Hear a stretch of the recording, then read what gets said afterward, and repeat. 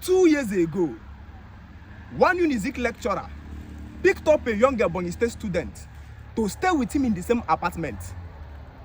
The Ebonyi boy was a student in the school, and so the lecturer picked this young student to stay with him in the same apartment to help the young boy save the cost of rent, save the cost of feeding and other expenses. And so the agreement was that this young boy is going to be helping the lecturer in doing the home chores responsibility. Just simple home chores like washing the plate after eating, helping to cook and sweeping the house.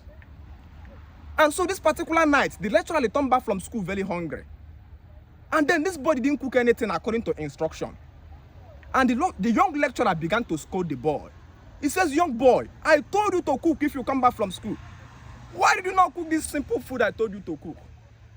And while the young boy was, scolding the little boy, the little student, the lecturer picked up a little slap, just a touch of slap, and gave the young boy at the back of his head, just a small slap. And the lecturer proceeded to move inside the kitchen and began to cook the food by himself. It's just a simple white yam. So the lecturer entered the kitchen, began to slice the yam to cook by his own self. Do you know, this young Ebonyi State boy became so enraged with this simple touch of slap that this young student entered inside the room, brought down a pestle, a mortar pestle, a kodo, and proceeded directly to where this lecturer was cooking the food by his own self.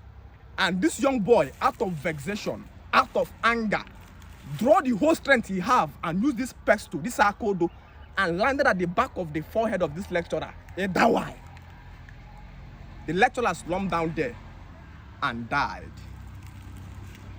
True life story in this Unizik. The lecturer died instant death immediately. The whole student in the Unizik was traumatized that year. That was in my 300 level. And then 2 years later, just few months, last 2 months, 3 female students went to look for lodge in that same apartment where this thing happened. And so the landlord welcomed them and says, "Welcome, young ladies, you are beautiful. We have an apartment for you. So where are you coming from?" And the 3 young ladies says, "We are coming from Ebonyi State." The landlord says, "No, we don't give Ebonyi State people house in this apartment. If you are coming from Ebonyi State, we don't give you apartment here." Do you know, these 3 young ladies came online and began to do video. And they began to shout, "Igbos don't love themselves. Igbos are the most selfish, stupid people in the world. Do you know, Igbos complain about racism.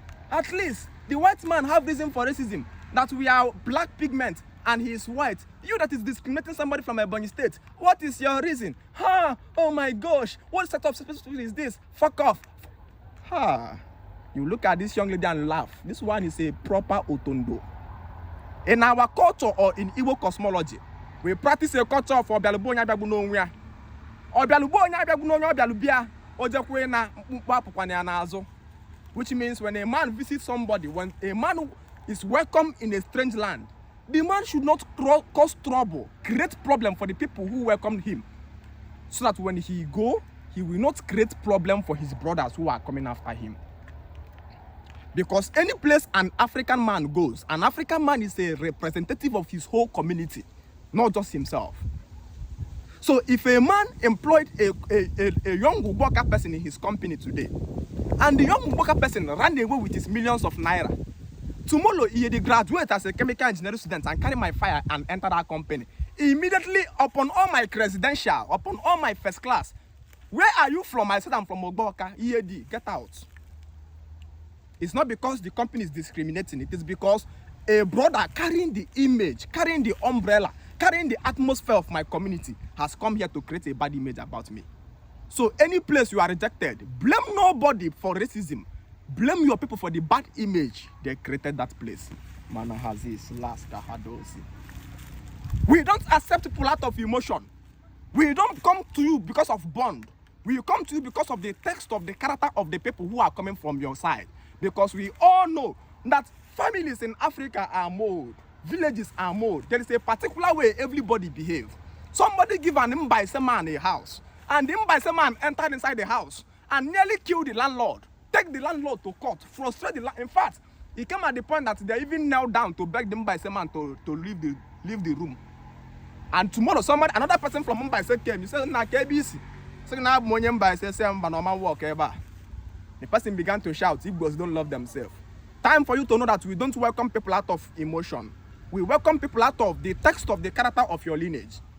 So any place you are welcome, the first thing you should understand that you are carrying the atmosphere of your community like an umbrella.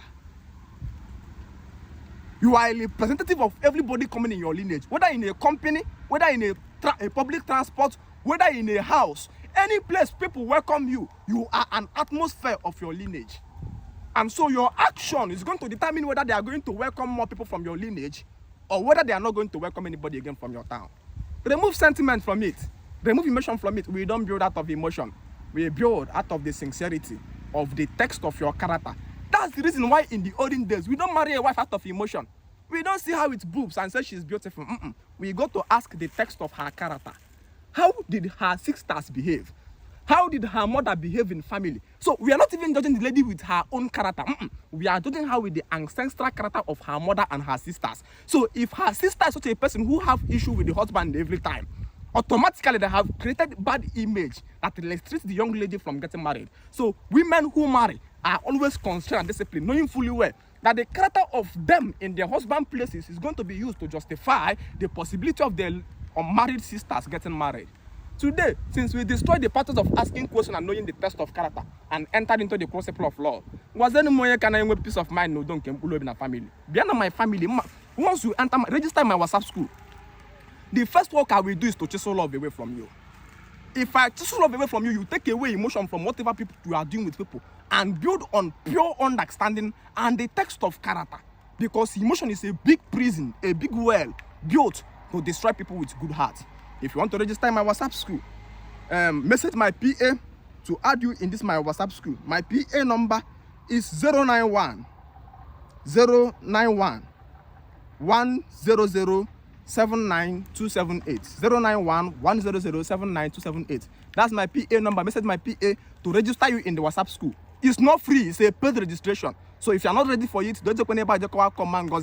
Thank you so much.